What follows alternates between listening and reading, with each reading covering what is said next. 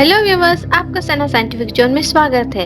आज के इस वीडियो में हम जानेंगे कि वैज्ञानिकों ने ऐसा क्या देखा प्रॉक्सिमा बी पर। चलिए वीडियो को आगे बढ़ाते हैं। दोस्तों, जेम्स वेब स्पेस टेलीस्कोप ब्रह्मांड की अनंत गहराइयों को नाप रहा है।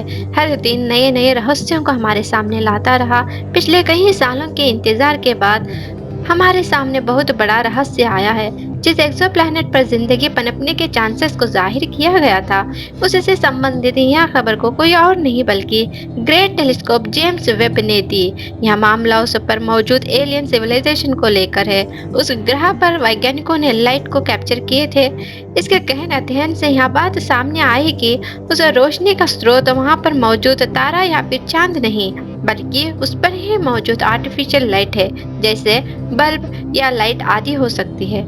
यह बात तो तय है कि धरती से 4.2 लाइट ईयर्स दूर पर कोई भी बल्ब या फिर लाइट लेकर खड़ा हो, यह तो असंभव सा है।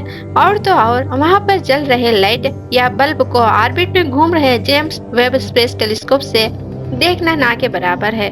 दोस्तों, इस आर्टिफिशियल लाइट के पीछे का रहस्य क्या हो सकता है? क्या वाकई में वहाँ कोई एडवांस सिविलाइजेशन होती होगी?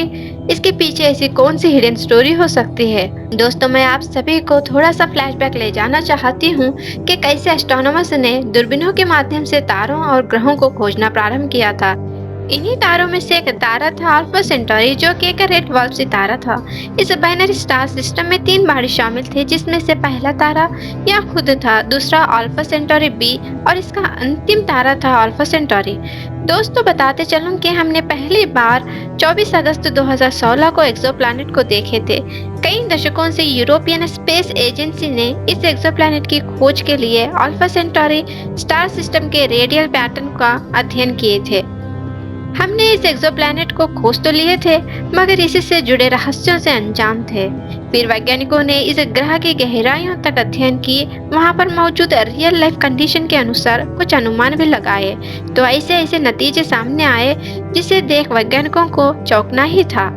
इस ग्रह की परिस्थितियां कुछ हद तक धरती जैसे ही थे। यह ग्रह भी जरूरी सहूलियतों को अपने में समेटा हुआ है जो हमें धरती से प्राप्त होती है। यह ग्रह अपने दोनों ही पेरेंट स्टार को उचित दूरी से ऑर्बिट करता है। उसकी यह दूरी इतनी होती है कि यह सतह पर मौजूद पानी ना तो ज्यादा गर्म होकर भाप में तब्दील होता है और न ही बर्फ जैसे जम जाता है। इस परिस्थिति को गोल्डीलॉक्स जोन नाम से भी जाना जाता है, जहाँ तापमान इतना होता है कि जिंदगी के बसने की पॉसिबिलिटी रहती है। यह ग्रह रेड वाल्व सितारे को ऑर्बिट करता है, इसलिए इसका हैबिटेबल जोन अपने स्टार के बहुत करीब होता है।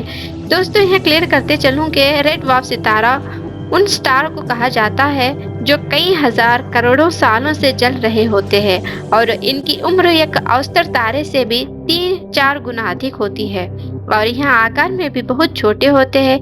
इनसे प्रोड्यूस होने वाली हीट भी बहुत कम हो चुकी होती है।